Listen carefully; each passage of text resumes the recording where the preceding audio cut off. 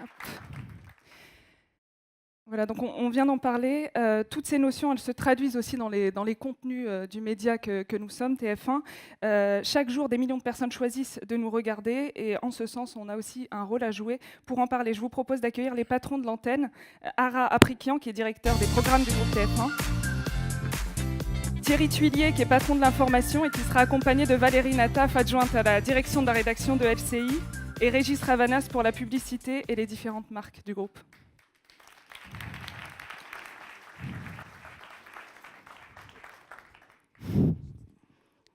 Thierry, tiens, hop. Juste une à côté de moi. Voilà.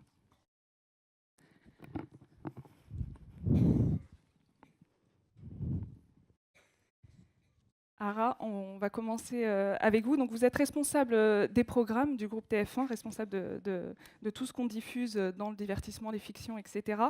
Comment TF1 joue son rôle de diffuseur de ces valeurs dont on vient de parler avec Abdenour Bidar? Alors, bonjour, sans avoir l'éloquence du philosophe, nous essayons d'être le tisserand de ce lien social parce que la télévision a un rôle majeur à jouer dans la création de ce lien social. Et je dirais même que la télévision reste plus que jamais le principal lieu de création et d'animation du lien social aujourd'hui. Euh, je rappelle que la télévision est regardée 3 heures et demie par jour et par Français, je dirais, tous les jours. Et à ce titre, le groupe TF1 est regardé plus d'1 heure par jour par les Français. Et c'est une logique vraiment d'inclusion.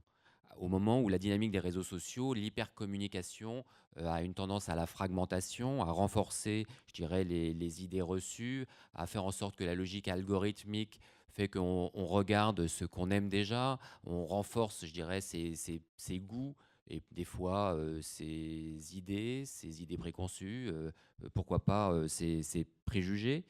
La logique de la télévision est une logique inverse, c'est une logique de partage, d'échange, de création fort de la dynamique de lien social.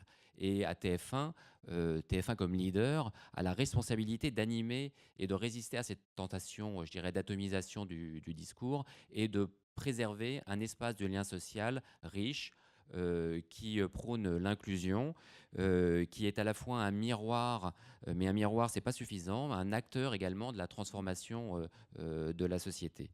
Alors, comment on le fait Alors, on le fait d'abord avec une philosophie. Alors, la philosophie, elle est exprimée publiquement. On veut partager des ondes positives. Partager des ondes positives, c'est pas un discours qui doit être lénifiant. Ça doit être quelque chose qui doit animer positivement, avec une émotion, avec une réalité, l'ensemble des contenus et de nos programmes.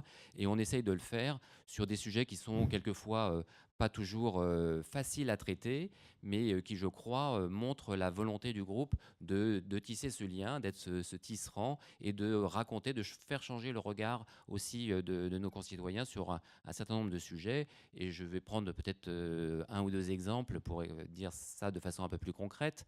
Et de vous montrer par exemple un film que vous avez peut-être vu qui est Mention particulière, qui raconte cette histoire véridique d'une jeune femme atteinte de trisomie et qui passe le bac et que nous avons diffusé récemment sur TF1. Alors, pour ceux qui ne l'ont pas vu, un petit extrait.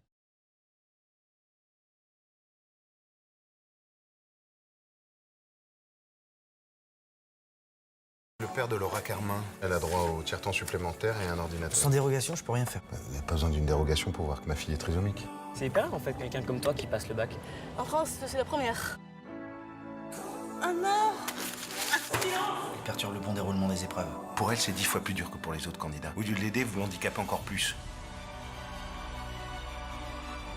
J'ai jamais fait quelque chose d'aussi important. Et même si c'est dur, j'adore.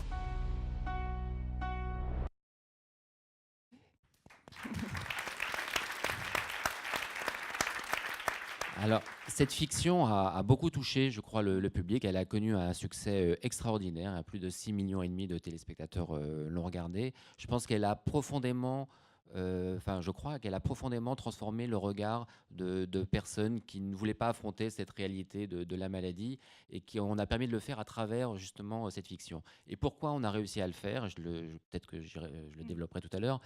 Parce que c'était une œuvre de création, et une œuvre de création réalisée avec talent et avec le talent exceptionnel de cette jeune comédienne qui est Marie Del Zotto. Est-ce qu'on peut Et parler de tout? Est-ce qu'on peut parler de tout? Est-ce qu'il y a des sujets tabous? alors, je ne crois pas qu'il y ait de sujet tabou. Mais il y a une capacité à les raconter de façon forte. Alors, on va lancer bientôt, là, au courant de la rentrée 2018, une nouvelle fiction, une série qui aborde un sujet qui est également très difficile et très douloureux pour des parents et pour les enfants, qui est la maladie et la maladie d'un certain nombre d'enfants. Donc, c'est une fiction qui s'appelle Les Bracelets Rouges, qu'on a diffusé en avant-première au Festival de fiction de La Rochelle, qui a connu un très très beau succès. Je lui prédis un succès au moins aussi fort que celui de Mention particulière, parce qu'il est joué avec une émotion et une sensibilité incroyable. Alors, je vous propose là de voir vraiment des images exclusives. Je crois que personne d'entre vous ne les a vues de cette prochaine série de TF1. Bienvenue, je m'appelle Clément. Thomas. C'est quoi ces bracelets que t'as là? On nous en donne un à chaque opération. Et ça fait beaucoup, hein. Il va perdre sa jambe et ça fait des mois qu'il se prépare à se faire opérer. Quand est-ce que je rentre à la maison, papa? Tant qu'on est en vie, l'histoire n'est jamais finie. Et notre histoire à nous ne fait que commencer. Au bracelet rouge.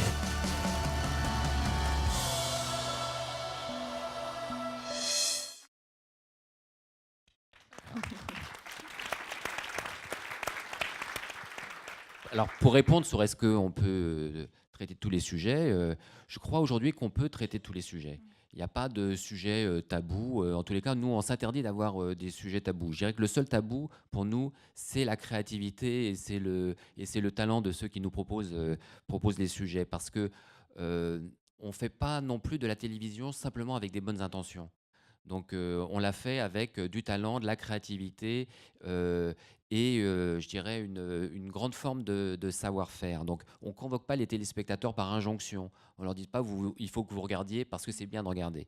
Ils viennent regarder parce qu'ils ont envie de regarder. Et notre travail, c'est leur donner envie de partager ensemble ces ondes positives avec des œuvres de qualité, avec des œuvres portées par une émotion forte, avec des œuvres portées par les talents d'écriture de gens qui ont des choses nouvelles à raconter. Et c'est notre responsabilité, en revanche, à nous, d'aller chercher ces auteurs, d'aller chercher ces talents, d'aller chercher ces acteurs qui ne proviennent pas je dirais, du monde traditionnel de la télévision, mais qui ont des choses à nous dire, qui ont des choses à nous apprendre, parce que c'est sans doute dans les groupes, je dirais, un peu minoritaires dans une société qu'on a le plus de choses à aller raconter, à aller proposer au monde, à aller donner, à raconter aux autres. Et notre travail, c'est l'identification de ces talents et c'est la capacité de leur donner une expression sur les antennes.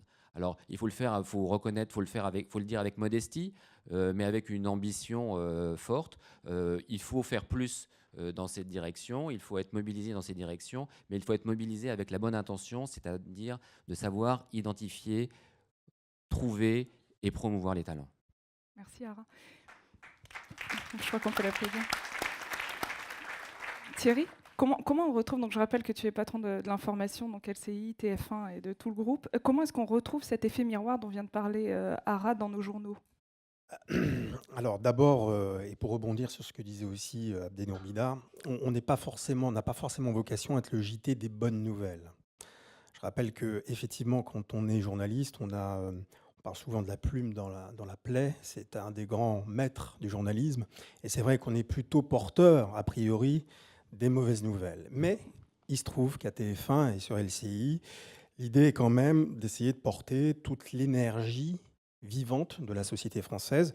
Vous savez que le cœur de l'information, c'est pas moi qui l'ai inventé, ça fait longtemps, c'est l'information de TF1, c'est la proximité, et cette proximité s'est traduite par un certain nombre d'initiatives. Alors, à peu près 800 sujets, je vais donner quelques chiffres, 800 sujets par an autour de tout ce qui est solutions positives, développement durable, diversité, c'est très important. Et les journalistes, et vous le savez, n'est-ce pas, Samira, tu le sais.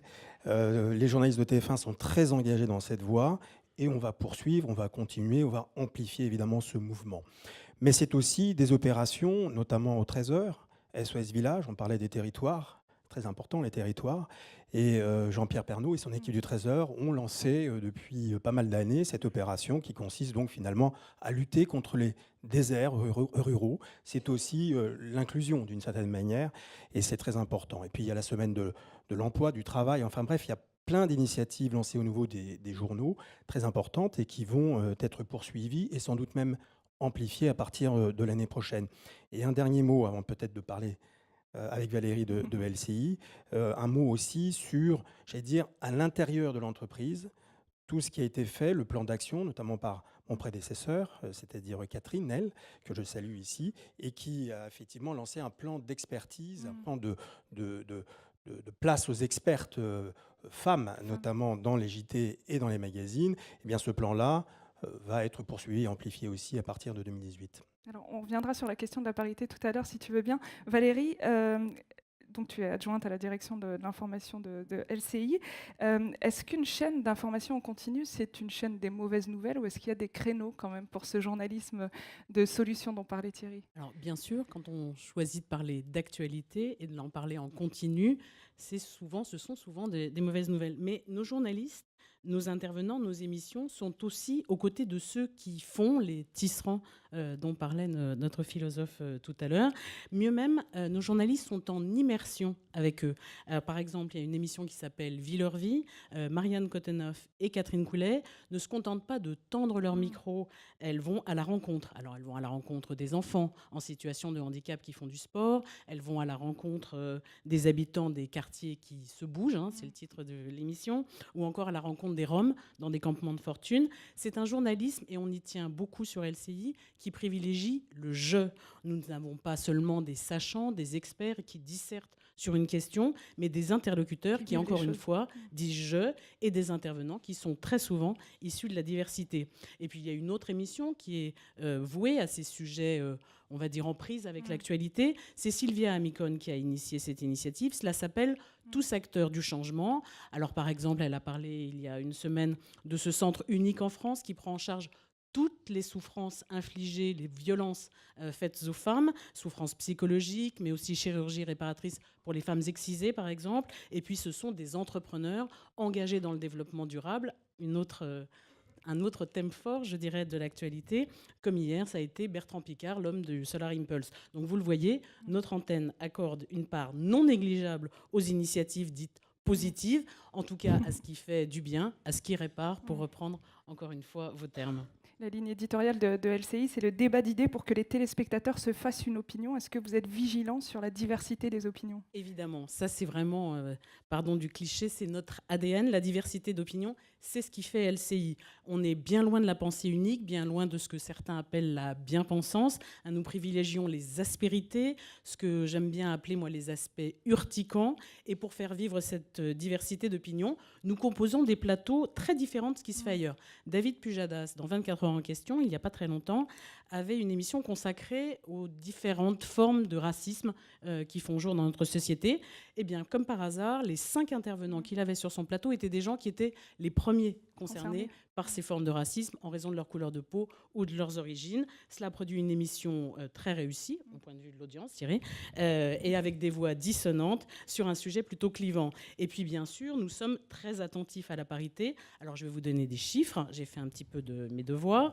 Au dernier des comptes, nos experts sont des expertes à 35%. Oui, c'est pas assez, on en est bien d'accord, on y travaille, mais là, je crois que la plupart des femmes qui sont présentes ici comprendront ce que je veux dire.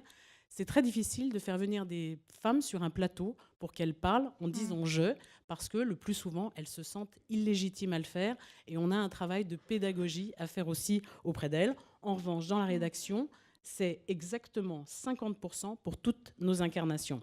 Alors, je vais donner un exemple. Une émission comme La République LCI, qui est co-animée par Julien Arnaud, que vous connaissez, journaliste maison, joker de Gilles Boulot aux 20h de TF1, et Roselyne Bachelot, que je ne présente plus, et sur les valeurs de la République, des valeurs auxquelles nous sommes très attachés à LCI. Nous avons également en plateau Natacha Polony, qui est une femme porteuse de points de vue forts, engagée et parfois décapants. Parce que sur tous les sujets que nous abordons, il est important de savoir, comme on disait dans les années 70, d'où on parle, et la voix des femmes, avec leurs expériences, leurs compétences, leur savoir, est donc entendue sur notre antenne. Merci Valérie. Je voudrais rebondir sur ce que dit Valérie, notamment. Oui, je crois qu'on peut l'applaudir. Sur ce que vient de dire Valérie sur la notion de parité, il y a vraiment un axe de progression sur la représentativité des femmes dans l'information d'une manière générale. Effectivement, il y a eu un baromètre qui a été réalisé fin 2016, dont on a eu les chiffres et qui montre à peu près qu'effectivement, sur les journaux de TF1, si on ne parle que des journaux de TF1, 13h, 20h, week-end, il y a environ 30-35% de femmes représentées dans les journaux. Donc nous estimons évidemment qu'il faut faire mieux. Je rappelle que évidemment, la parité, la vraie parité, c'est 50-50 pour le coup. Et donc, on voit qu'il y a de la marge de progression. Et il va y avoir un nouveau baromètre bientôt qui va permettre de mesurer, je l'espère, les progrès pendant cette année 2017. Et puis, de toute façon, il y a un plan d'action mis en œuvre, à la fois parce qu'il faut continuer à sensibiliser les équipes des rédactions de TF1 et de LCI sur le fait que ce n'est pas un enjeu simplement, j'allais dire, de principe.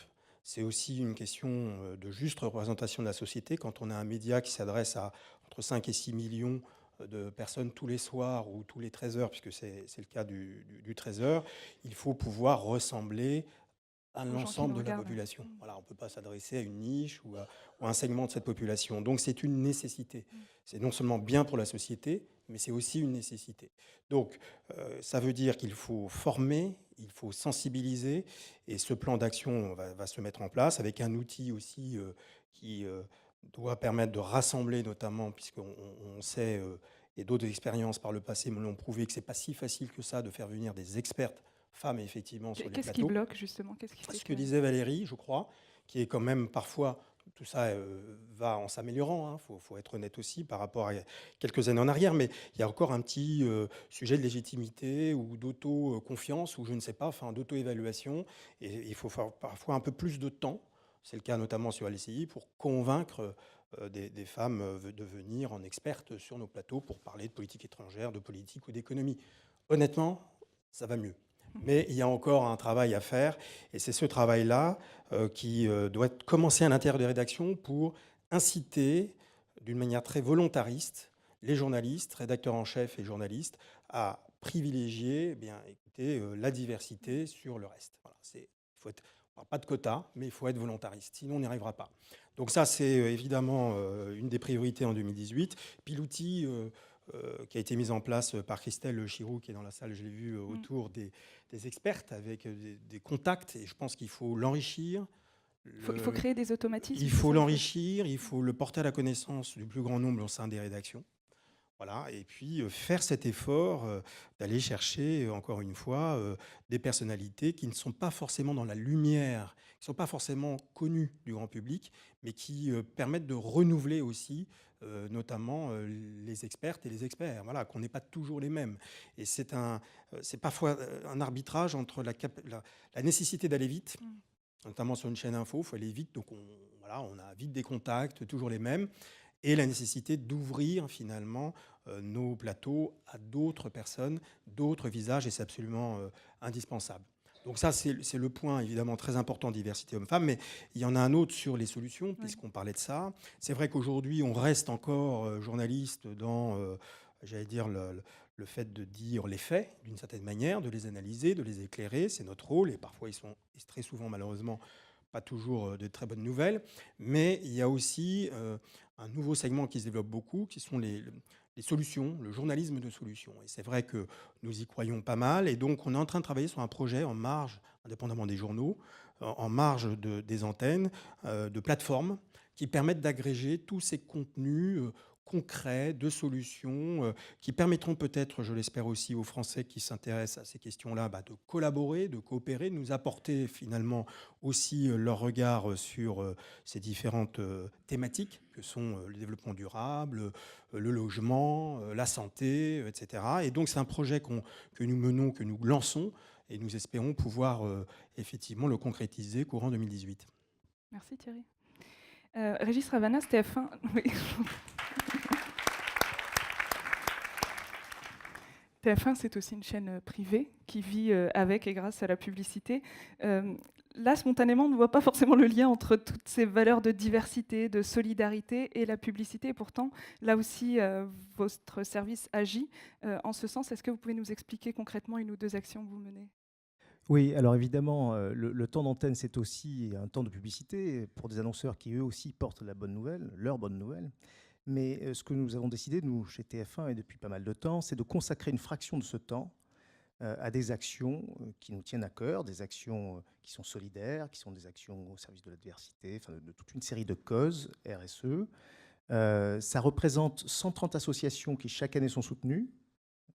Ça représente, en temps d'antenne, à la fois publicitaire et antenne, autour de 32 millions d'euros en valeur tarif brut. C'est considérable. TF1 est de loin le premier média privé, en tout cas, à être actif et à délivrer une telle puissance. C'est aussi la chance que nous avons, c'est d'avoir un média très puissant et le mettre au service de ces causes-là. Il nous paraissait que c'était absolument important. C'est Catherine Puiseux qui sélectionne Catherine Puiseux, qui était sur scène tout à l'heure, qui sélectionne les associations pour être bien sûr que ça correspond à nos valeurs. Et donc on leur délivre des espaces gratuits ? Absolument, on délivre 32 millions d'euros brut tarif chaque année à ces associations. Et dans le contenu du message publicitaire, est-ce qu'on est vigilant ? Alors oui, par ailleurs, effectivement, il y a toute une série de garde-fous qui sont mis en place. Il y a bien sûr les autorités qui ont mis en place des organismes comme l'ARPP qui contrôlent que les messages publicitaires soient bien légaux, qu'ils ne délivrent pas des messages déviants.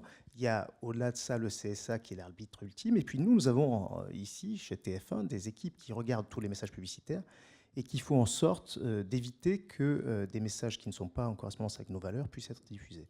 Et dans ces cas-là, on ne les diffuse pas, on les refuse. Je crois que les annonceurs aussi ont leurs exigences d'ailleurs. Oui, il est vrai que les annonceurs, et ça on voit vraiment une évolution depuis quelques années, on voit que les annonceurs sont de plus en plus préoccupés par la RSE, eux aussi, et du coup sont très attentifs au fait que leurs marques soient associées à des contenus de qualité qui ne dévoient pas leur message. On a vu qu'il y a eu des scandales en Angleterre, mais aussi en France, avec des messages qui ont été associés à des contenus licencieux, que ce soit, notamment d'ailleurs sur le digital, et ils savent que chez nous, ils sont plutôt en sécurité parce que c'est vraiment un axiome chez TF1, dans le groupe TF1, de faire en sorte que ces messages ne soient pas mélangés avec des contenus qui ne soient pas de qualité, puisque nous ne délivrons que des contenus de qualité. Donc. Est-ce que, comme pour l'information ou les programmes, est-ce que vous aussi, vous avez des objectifs pour l'année à venir ? Oui, alors on s'est donné 2 missions nouvelles, au-delà du fait que nous allons renouveler, bien sûr, les actions de soutien aux associations. Il y a une mission, c'est qu'on n'est pas bon en France du tout sur le sous-titrage des messages publicitaires. En Angleterre, par exemple, vous avez 30% des messages publicitaires qui sont sous-titrés. Vous savez que vous pouvez appuyer sur votre télécommande et regarder un programme en sous-titres, avec des sous-titres. Eh bien, en France, il n'y a seulement que 5% des messages qui sont sous-titrés, alors qu'il y a quand même 8% des Français qui sont malentendants. Donc notre action, notre mission pour 2018, ça va être de faire en sorte de faire progresser significativement ce pourcentage au sein du groupe TF1, mais aussi du SNPTV, qui est le syndicat de l'ensemble des régies que j'ai le plaisir de présider. On va en faire une cause majeure pour notre année 2018. Il y a un autre point important pour nous. On a décidé de soutenir une entreprise qui s'investit vraiment dans le RSE. Cette entreprise, c'est une entreprise qui s'appelle Ça Bouge, et j'ai le plaisir d'avoir ici dans la salle une jeune personne pour laquelle j'ai beaucoup d'admiration, qui s'appelle Marie-Hélène Delot, qui a créé Ça Bouge. Elle a quitté un emploi confortable de cadre dans une banque pour créer cette entreprise qui emploie 90% de personnes en situation de handicap. Et nous allons l'accompagner en lui confiant des budgets. Ça lui apportera bien sûr du chiffre d'affaires, mais aussi la crédibilité du groupe TF1. Et ça, c'est important parce que lorsque vous avez comme client TF1, vous pouvez aussi faire valoir ça auprès d'autres entreprises pour les démarcher. J'espère que ça va t'aider, Marie-Hélène. J'aimerais qu'on l'applaudisse parce que vraiment, c'est formidable ce qu'elle fait. J'ai beaucoup d'admiration pour elle. Merci Régis. Merci à tous les quatre. Je crois qu'on peut les applaudir. Merci.